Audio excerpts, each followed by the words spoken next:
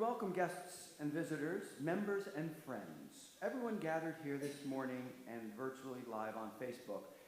We especially appreciate everyone coming out today with the threatening storm.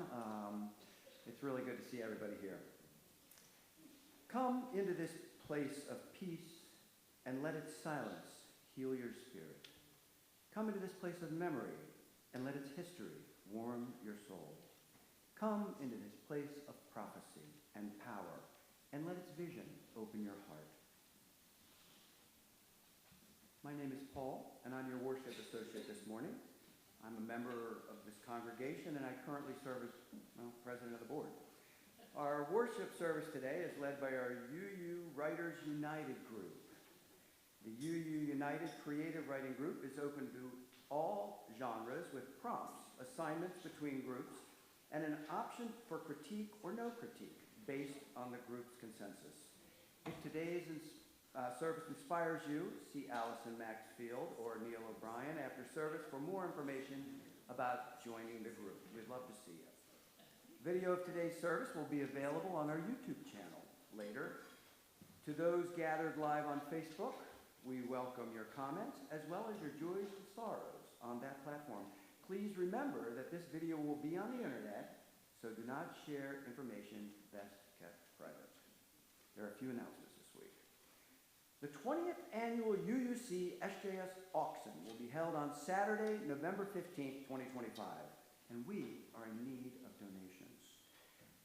What can you donate? Services like guitar lessons or raking leaves, dinners and adventures like fondue parties or nature excursions. Don't have anything to donate? Consider an auction sponsorship. Send a message of gratitude or advertise your business in our auction catalog. Scan the QR code on your order of service.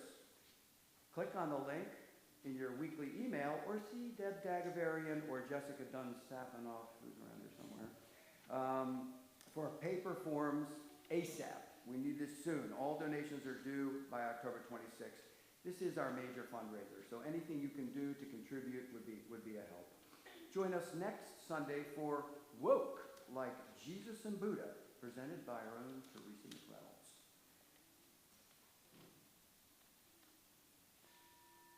Welcome to worship.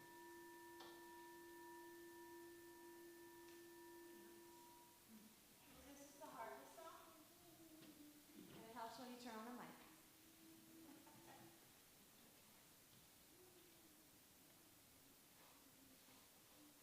This is dedicated to Dr. Teresa McReynolds. Yes, I'm embarrassing you. It was her birthday, and she's currently wearing a book in front of her face. She's been a wonderful healer for me for the past 10 years, so if you haven't checked her out, she's incredible.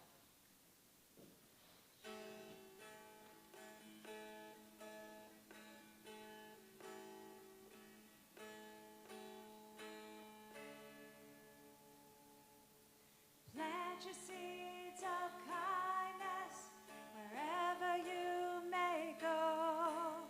Seeds of love and kindness, and watch your garden grow. Plant your seeds of mercy wherever you may go. Seeds of mighty mercy, and watch your garden grow. The beauty of the garden uplifts weary souls. Yikes. So plant your seeds of wisdom and watch your garden grow. Plant your seeds of wisdom wherever you may go. Seeds of peace and wisdom wherever you may roam. The blessings of the harvest heal body, mind, and soul. So plant your seeds of kindness and watch your garden grow. Plant your seeds of happiness wherever you may go. Seeds of joy and happiness, and watch your garden grow. the bounty of the harvest, we reap what we sow. So plant your seeds of kindness, seeds of mighty mercy, seeds of peace and wisdom,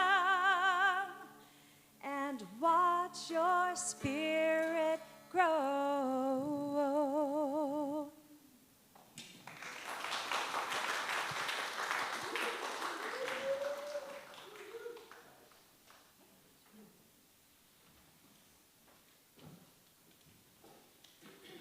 Hi, everybody. A little bit, we're going to share with you the wonderful creativity that's coming out of our writing group. But for now, I want to open the service with the words of Robert Frost. The road not taken. Two roads diverged in a yellow wood, and sorry I could not travel both and be one traveler, long I stood. As I looked down one as far as I could, to where it bent in the undergrowth, then took the other as just as fair, and perhaps having had better claim, because it was grassy and wanted wear. Though as for the passing there, had worn them really about the same. And both that morning equally lay, in leaves no step had trodden black. Oh, I kept the first for another day, yet knowing how way leads on to way, I doubted if I should ever come back. I shall be telling this with a sigh, somewhere ages and ages hence. Two roads diverged in a wood, and I took the one less traveled by, and that has made all the difference.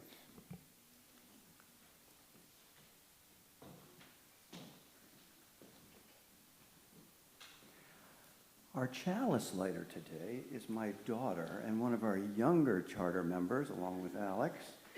Please join me in reading the chalice lighting words in your order of service. Give her a moment.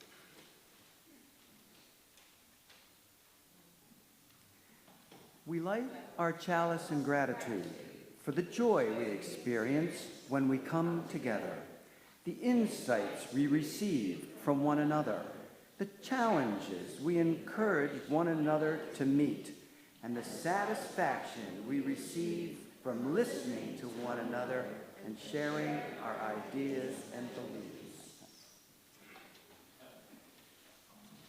Please now rise in body or spirit to sing our gathering hymn in your teal hymnal number 1008, When Our Heart is in a Holy Place.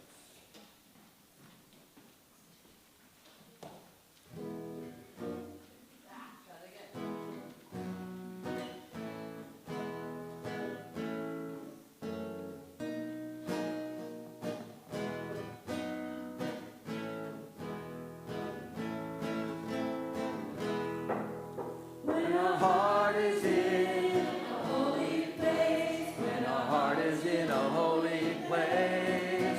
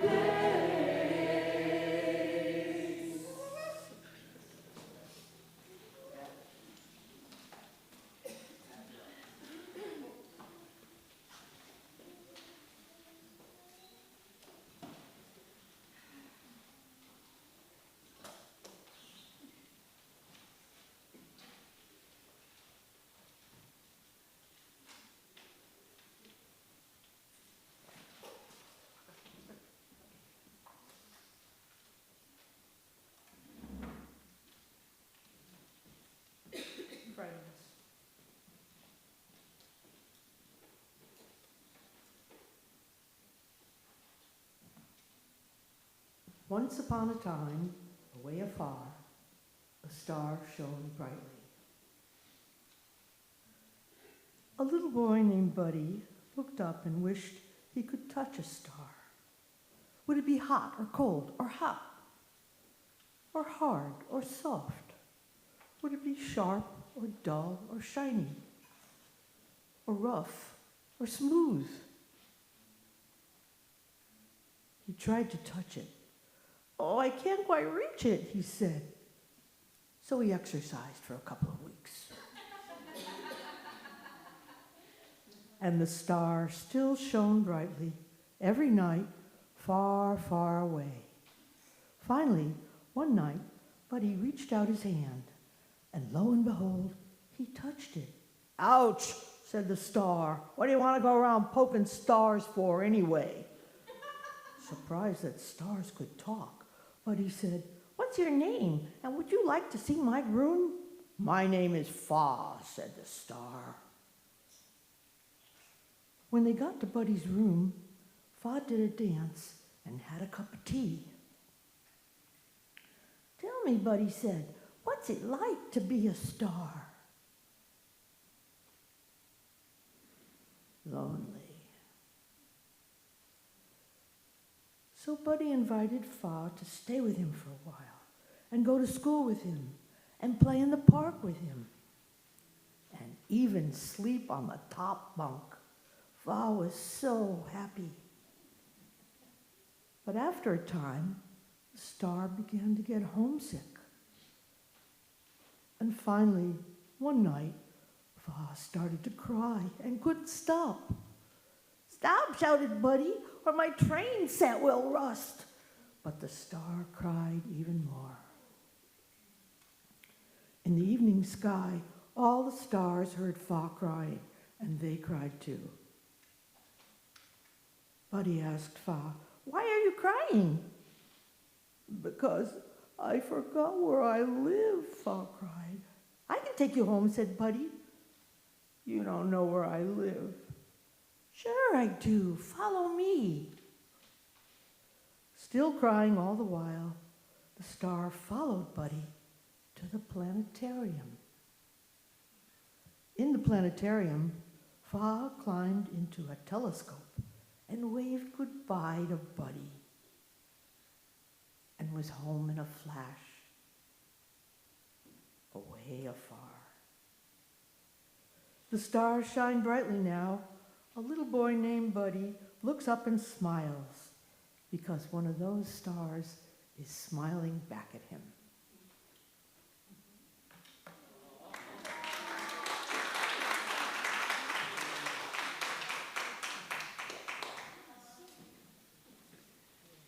Story and illustrations. Pat, did you want to do the rest? I'll do it.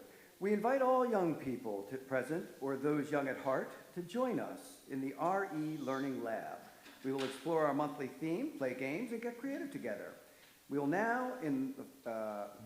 now in the foyer, just outside the sanctuary doors. But before you go, we'll light the Children's Religious Education Lantern. We light this lantern for our children and youth, and for us, celebrating the flame of faith lighted in each of us, honoring the light each of us brings into the world, and rejoicing in the community we create together.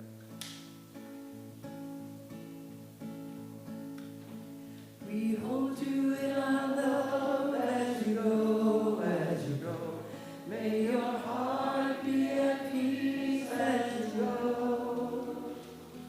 To nurture the spark of your precious life. We hold you in our love as you go.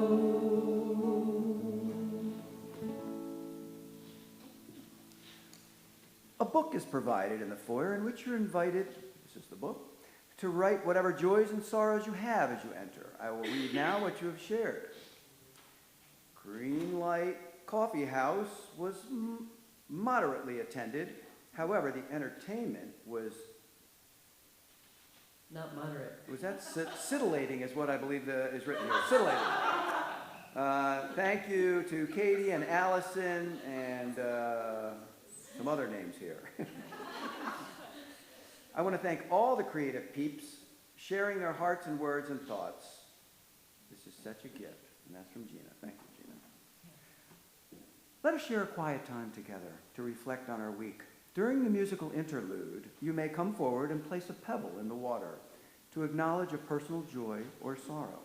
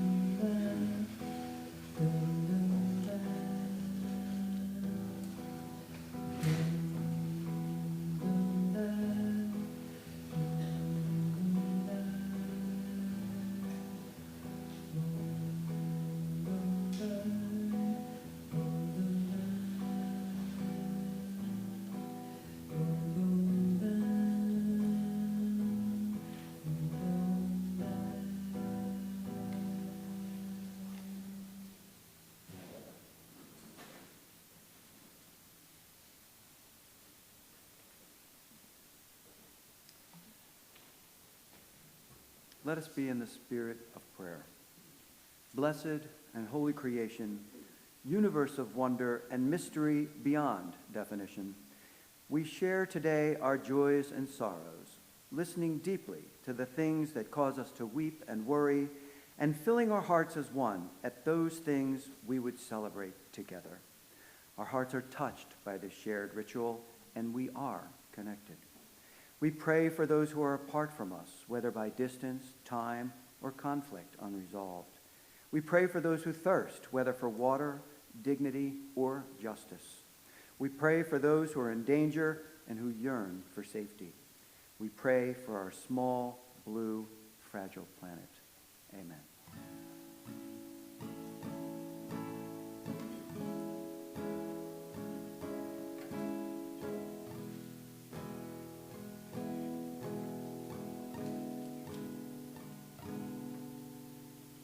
Welcome the stranger into our lives. Welcome the stranger into our lives and into our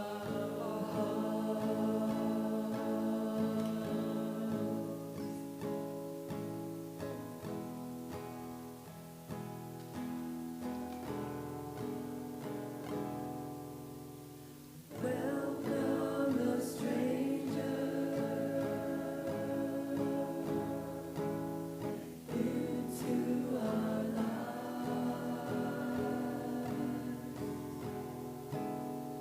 Welcome the stranger into our lives and into our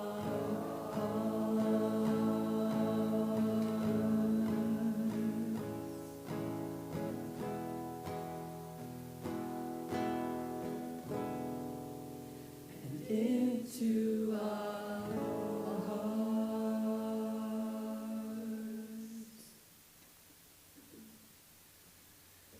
We will now take a moment to give and receive the monthly offering. Oh, the morning offering, sorry, not monthly.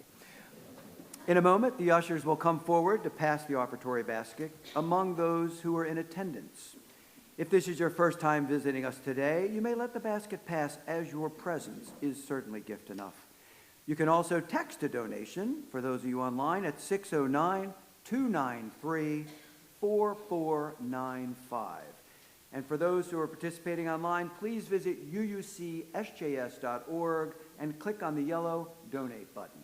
And we appreciate that. Each week, we see a small and sometimes great miracle happen as people open up their hearts and share their resources with this community of spiritual growth. No matter how you support us, we appreciate you and your generous heart. After all, your donation is what keeps us going. And no matter how those gifts are offered, they are always most gratefully received. The ushers will now receive this morning's offering.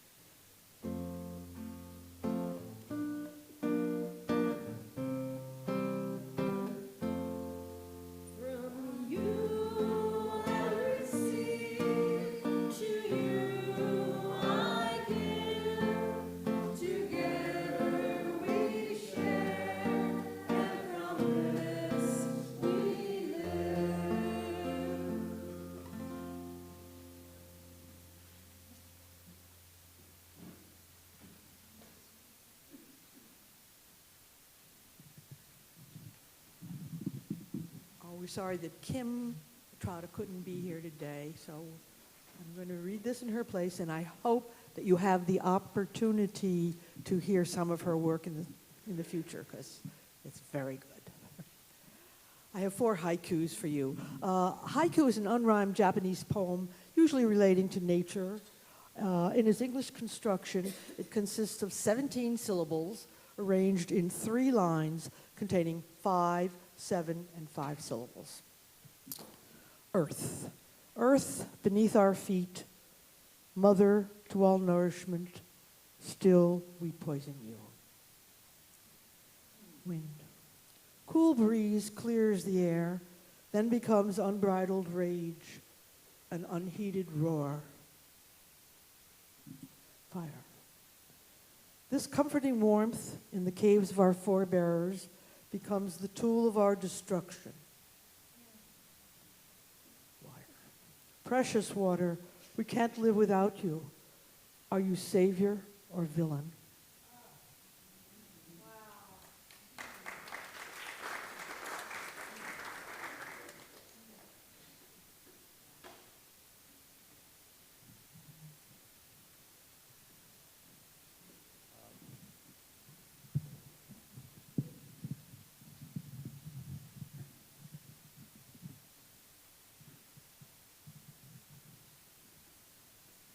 One of our writers.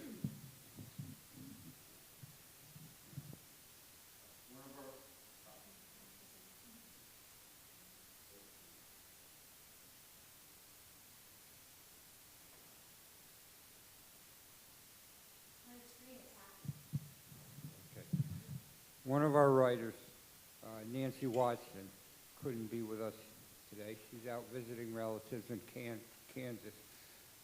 I'm going to read this piece for her. As you all know, she's head of the road cleanup here at UU, and this piece was inspired by the road cleanup. The side of the road. As I walk along the road collecting discarded debris, I often reflect on the objects I pick up. I find numerous multicolored bits of plastic that seem to be everywhere nowadays. They even say we now have microplastic in our bodies. I see lots of hard and soft plastic containers for food and drink items. There was a Boston cream donut wrapper, as well as plastic cups with lids and straws from various fast food places. Empty water bottles and enhanced drink bottles with names like Propel and 5 Hour Energy. There are also plenty of aluminum cans from sugary and alcoholic beverages. And speaking of alcohol, there are now countless airplane-sized bottles of Fireball cinnamon whiskey. My husband tried it once. He liked it.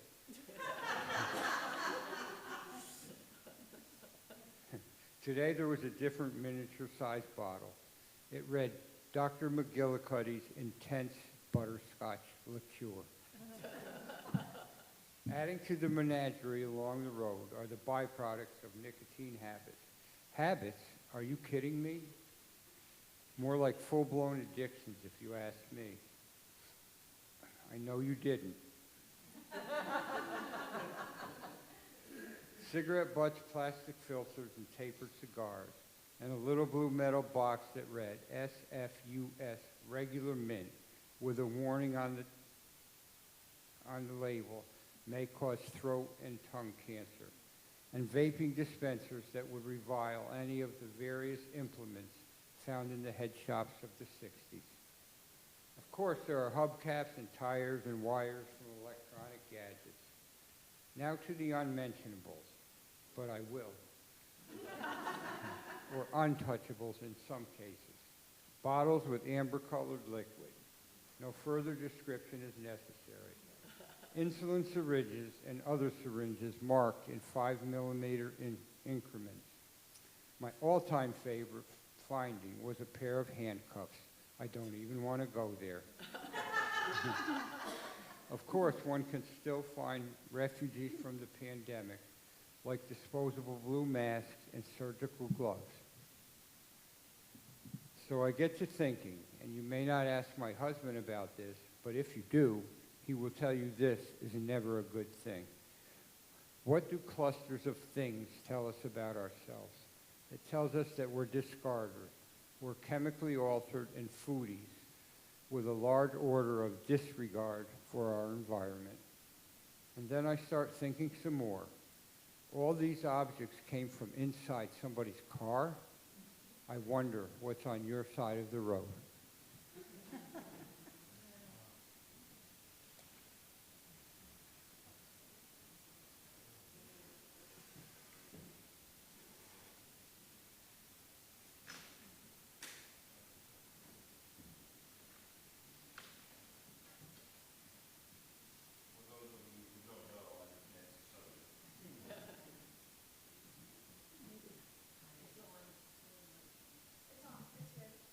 Yeah, for those of you who don't know, I'm Nancy's husband.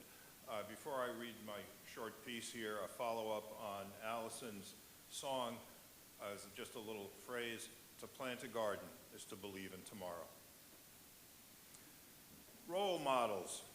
For reasons I'm not going to detail here, my father was not a positive role model.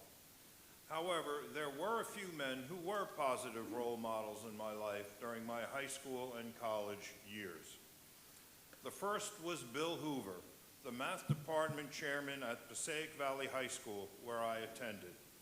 I had 5 years of math and 4 years of high school, a year each of Algebra 1, plane geometry, Algebra 2, Algebra 3, now known as pre-calculus, as well as a semester of trigonometry and a semester of solid geometry.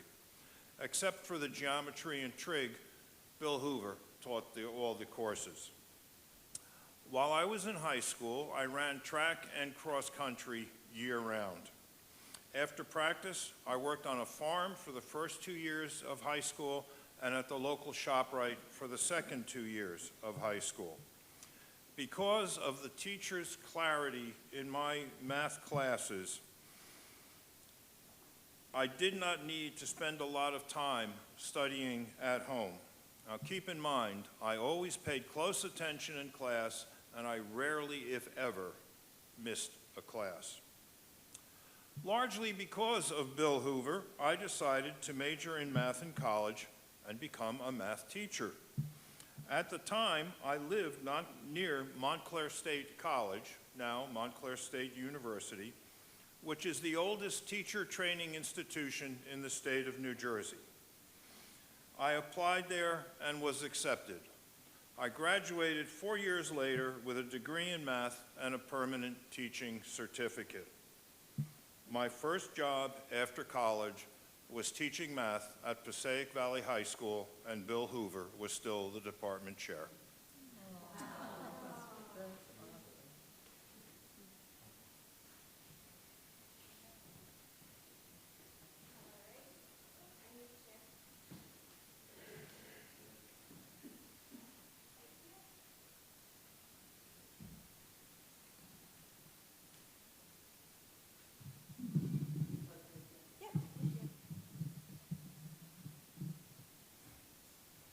Gina's been a great support this morning with the plug. If I was on life support, I'd want to have her plug me in.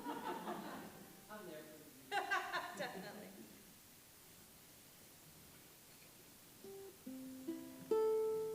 Okay, this song is dedicated to Dennis. He is in charge of the Buddhist Sangha here. And, oh, my goodness, okay. My ukulele really likes you, Dennis. Okay.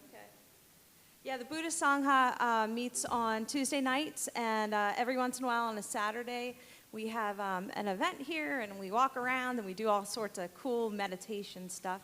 Meditation has changed my life, so I wrote this song to encourage anyone to try meditation.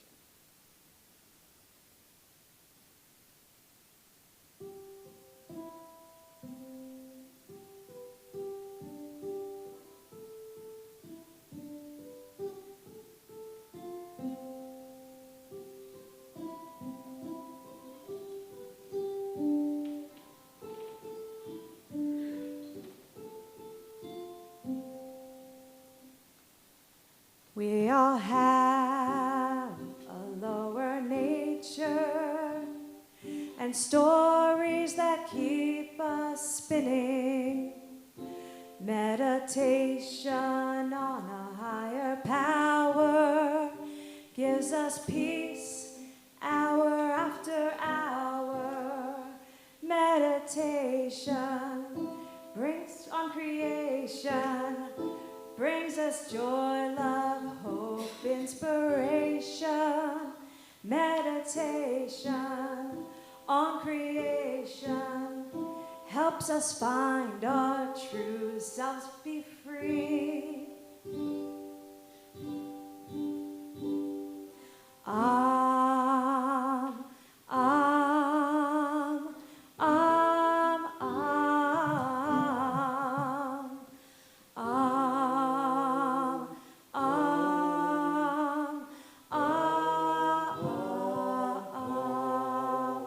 We all have a lower nature and stories that keep us guessing.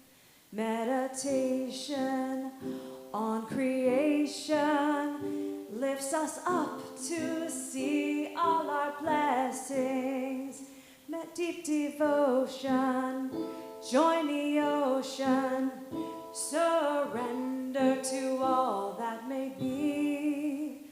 Deep devotion, join the ocean, grow in self-love and humility.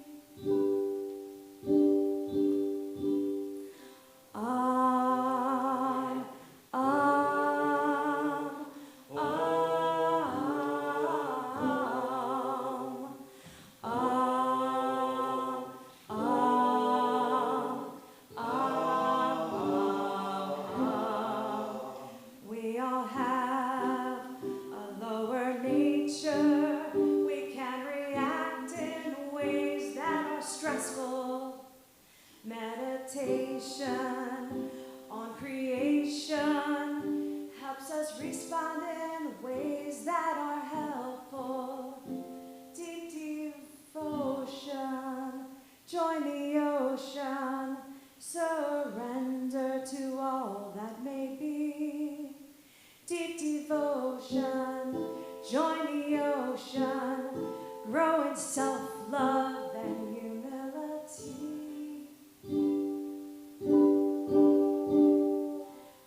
Om, Om, Om, Om, Om, Om,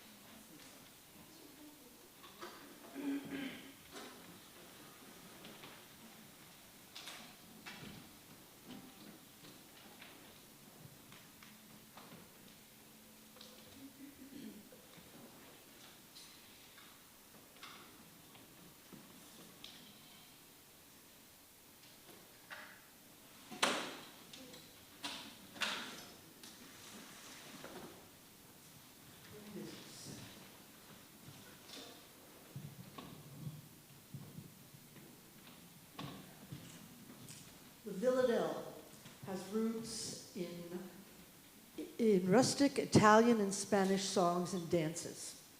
Around the 17th century, in the 19th centuries, it became popular among English language poets.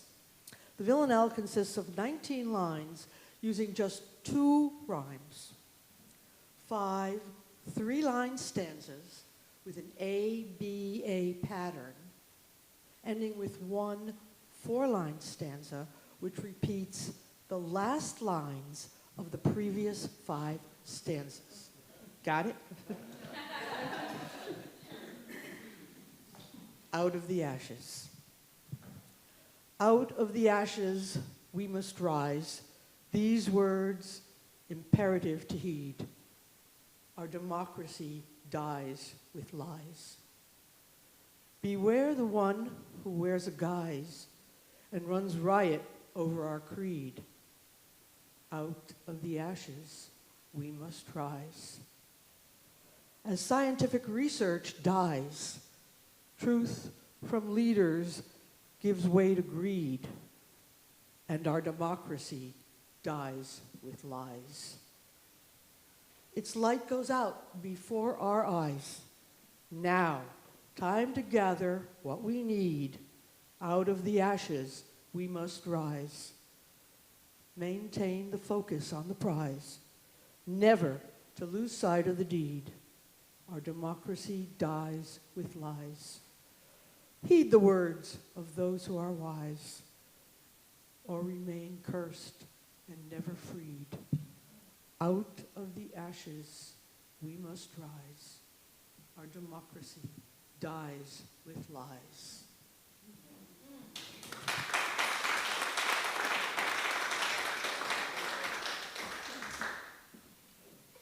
So I'm probably the most non-poet here today.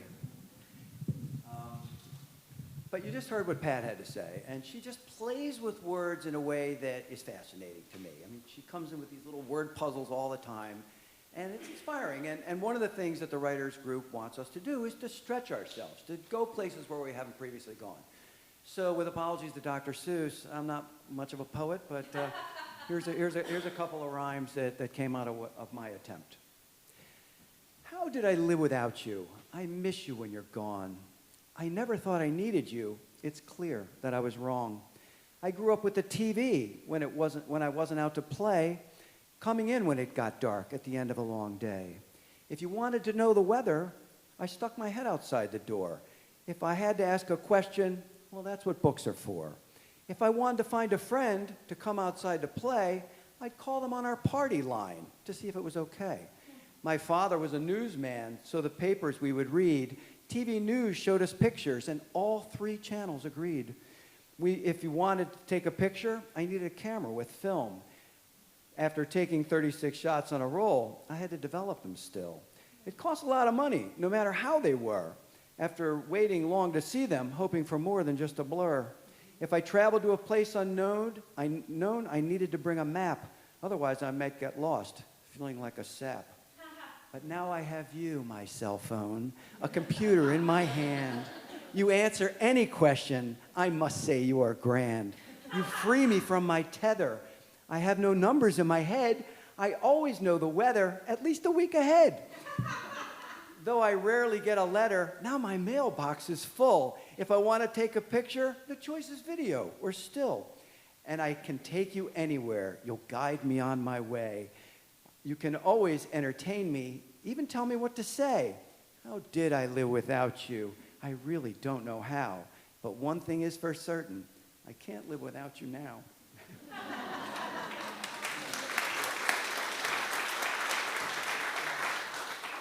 Okay, the next one was written right after the election, back I think in November, December, and it's called Soulless Shoes. I bought a pair of shoes last month, though my old shoes were fine. But these were quite unusual. I had to make them mine. I tried them on, they fit just right, but much to my surprise, the shoes, they had no sole. The purchase seemed unwise. And even though they had no sole, they didn't hurt my feet. I walked in them, I marched at them, and in them, I didn't feel the street. So I bought the shoes without a sole and wore them on my way. But as I moved, I began to feel there was a price to pay. At first, they took my vision, replaced by something else. These shoes had their own mission, a way unto themselves. And then I found I could not hear. There was no sound or tone. The shoes had took my hearing and replaced it with their own. I tried to yell. My voice was gone. I couldn't make a sound. No eyes, no ears, no voice to speak, just feet upon the ground. How could this have happened? A shoe with its own will. And though I was still moving, I felt I was standing still. And then it started pouring. I felt the water's might. The soulless shoes were basking, the leather getting tight. So now I couldn't remove them, their control now complete. They had me in their grip now. I no longer knew my feet. At last, these shoes without a sole began to drain my heart. I could have left them in the store. I should have left them from the start. But now the shoes were on my feet. They had me head to toe. These soulless shoes had taken charge and were not letting go. The only thing I saw or heard was what they wanted me to. I saw that others had these shoes, not knowing what to do. Soon these soulless shoes had us moving in lockstep, and those that hadn't bought the shoes were left with some regret. And even those that had them were wondering what we'd done. The soulless shoes, now in control, left us nowhere else to run. So soon everyone had the shoes that didn't have a soul. The ones that didn't had disappeared, and we had all lost control.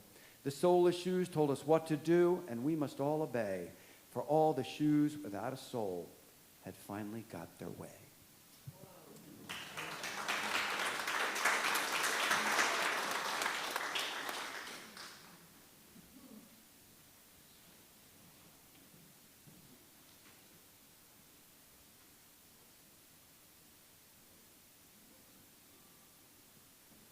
I think a lot of people would disagree with the idea of salt and not salt. That's true. This piece is about nature, it's about the moon, the ocean, it's about friends, humanity really, and how comforting it is to me to know that we're all just kind of inextricably connected to one another, to time, to the universe, and that's just very comforting to me. So thus comes this piece. Moon over Bartram Avenue Beach. It began as the most ordinary of nights. It was late, when from the fog of half-sleep, I heard the faint ping of my phone. The text was from my good friend David. Go to the roof and look at the moon. Trust me, you don't want to miss this. As I would trust David with my life, I got myself up out of bed and threw on some clothes. Instead of going to the roof, I decided on the beach. It is my good fortune to have the beach and the vast Atlantic across the street from my home. It was there I found, set within an endless canvas of black, the biggest, brightest full moon that I have ever seen. It was a starless, lidless sky. All of heaven's brightest lights had faded away in reverence to Mother Moon. I stood alone on the beach. Darkness enveloped me, yet I was in the light of this magnificent moon. There were no other human beings. There were no voices. There was no noise. The only sounds were the whisper of the wind and the rolling of the ocean waves at high tide. I took off my sneakers so that I could feel the ocean's cool water as it rolled up over my feet. I wanted to feel even more than I wanted to see. I looked up at the moon, able to see the craters and caverns that create that face that appear to be smiling down. I thought about how the moon was in control of the cool water that was washing up over my feet. Then the golden carpet that was being created by the moon became my focus. I watched it shimmer and sway as it stretched out through the darkness into the unknown deep. How nice it would be to walk out on that carpet. Toward what? Do I really have a need to know? The mysteries of the universe cannot or will not ever be solved. I do believe that everything the universe creates, holds, and nurtures is connected, and that we can only survive as individuals, as a country, and as a world if that connectedness and interdependence is honored and cherished. I left the beach that night with a renewed sense of hope. There was no attempt by that big, beautiful moon to answer any of my questions concerning the state of humanity. For in the presence of creation itself, there is no need for questions nor answers. Feeling the now cool sand beneath my feet and the late night summer breeze on my face, The feeling came over me that time had ceased to be. I looked back once more at the big bright moon just hanging there in the pitch black of the sky over top the shimmering sea. They had been there through eons and ages. An inner peace settled in my soul as I, for that moment anyway, felt that I was intimately connected with all that is, all that ever was, and all that ever will be.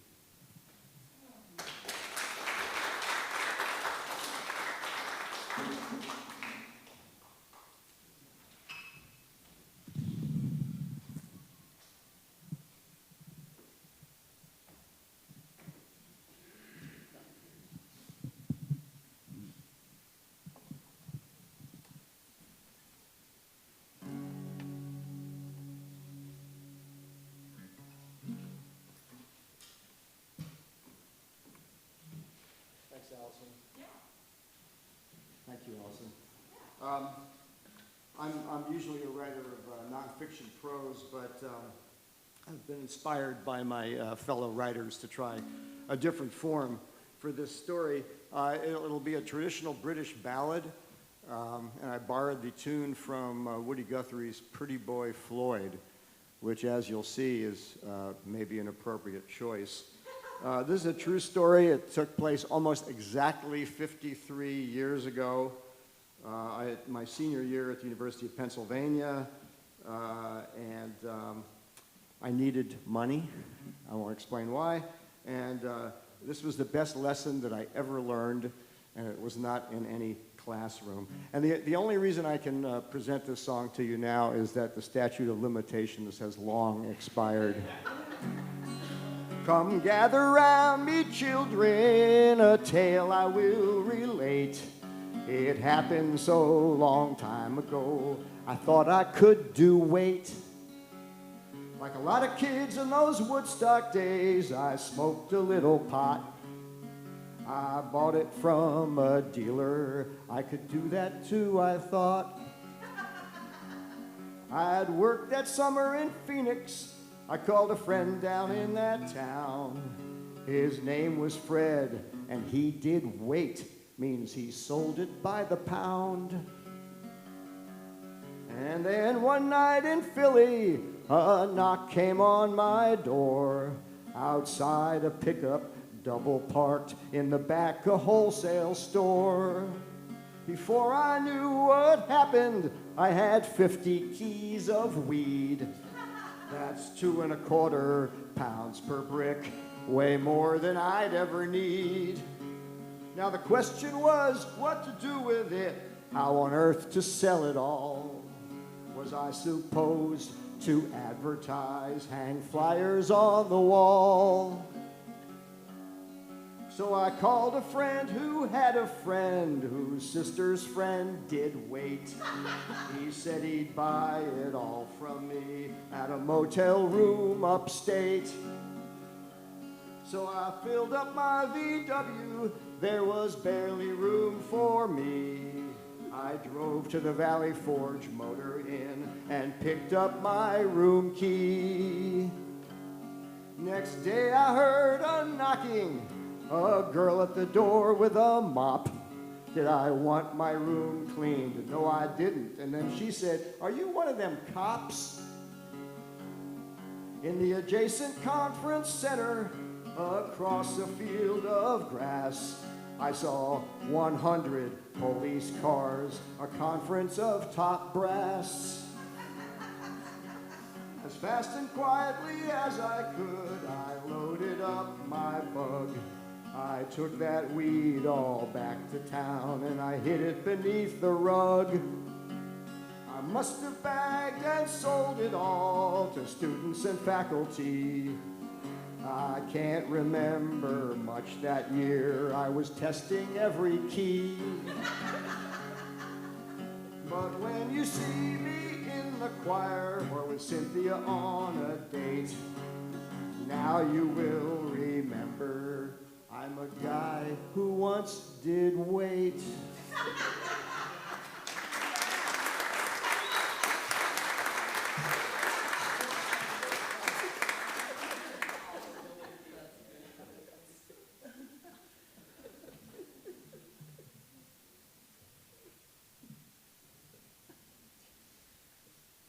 everyone of my generation, and yes, I am a baby boomer, the 1969 Woodstock Festival needs little introduction. However, my experience there was different from that of most, as I went as an art exhibitor. This meant that I was able to enter the property the day before everyone else, but was limited to a hill about a quarter-mile from the stage. As such, I was never close to the performers, but because of the sound system, I was able to hear the music quite well. Also, by being on a raised parcel of land, I was less affected by the heavy rain and the resulting fields of mud.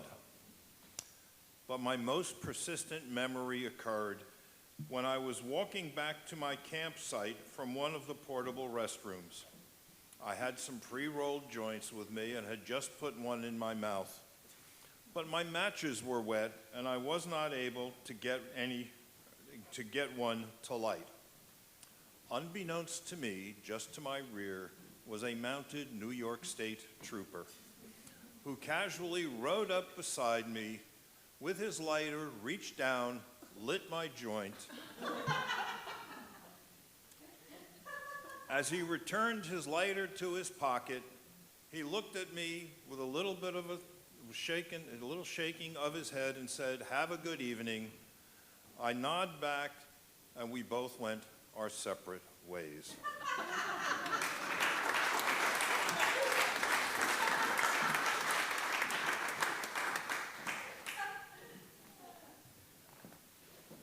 Okay, in your order of service, it says we do Lean On Me now, but Gina's going to have to go. She's got a prior engagement, so I'm going to move the postlude up to Power of Story. We're going to do that now. Okay, Allison? We're going to adapt. This song, I wrote the lyrics and David wrote the music, which is brilliant, you'll see. The lyrics will be up on the screen for the chorus, which I'd like you all to join in. Eventually, I want this to become a UU hymn. Right now, it's sort of performative because, we're presenting it as a writer's group. So I'll be singing the first verse, but I'd love you all to join in the chorus. Again, the lyrics will be up there. And then we've got a couple of, then I'd like you to join in for the third and fifth set of lyrics, which will also be posted on the screen. By then, you should have the tune.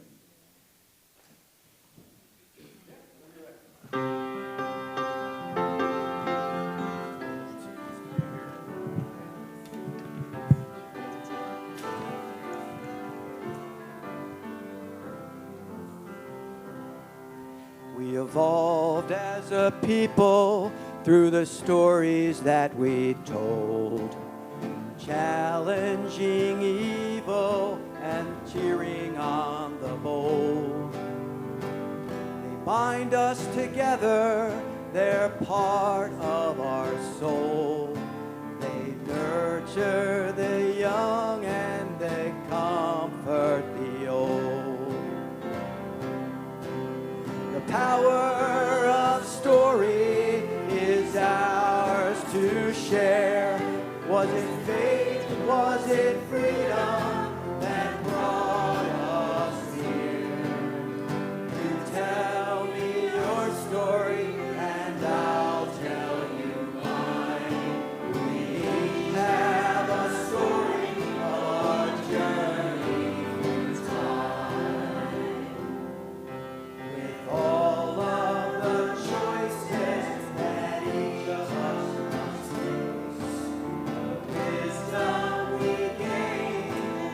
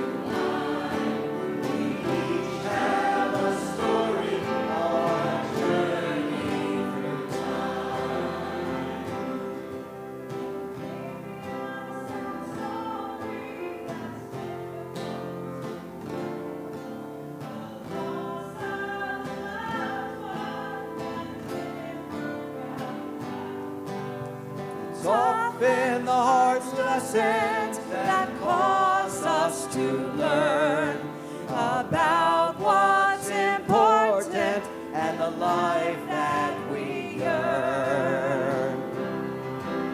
The power of story is ours to share.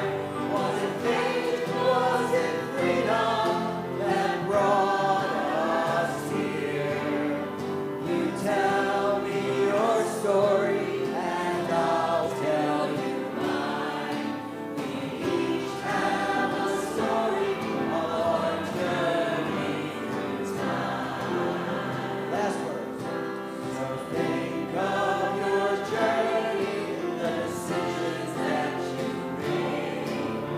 When did they shape you and cause you to change? Who are the people you met on the way? What have you seen that blew you away? Power of story is ours to share. Was it fate?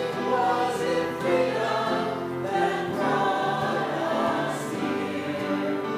You tell me your story and I'll tell you mine. We each have a story of our journey through time.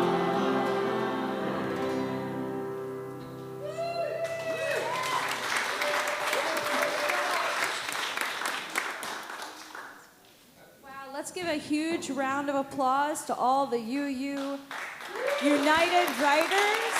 Oh my goodness. So Neil and I are so proud of this group.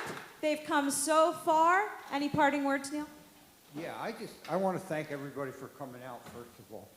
And I just want to thank, and I love these people. I mean, this group has become a spiritual experience, really. And it's just been so nice.